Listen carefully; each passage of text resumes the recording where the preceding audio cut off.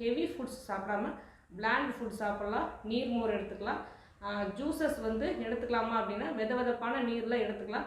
முக்கியமாக தண்ணீரை வந்து அது கேன் வாட்டராக இருந்தால் கூட கேன் வாட்டரே யூஸ் பண்ணக்கூடாதுன்னு சொல்லிட்டு இருக்கோம்.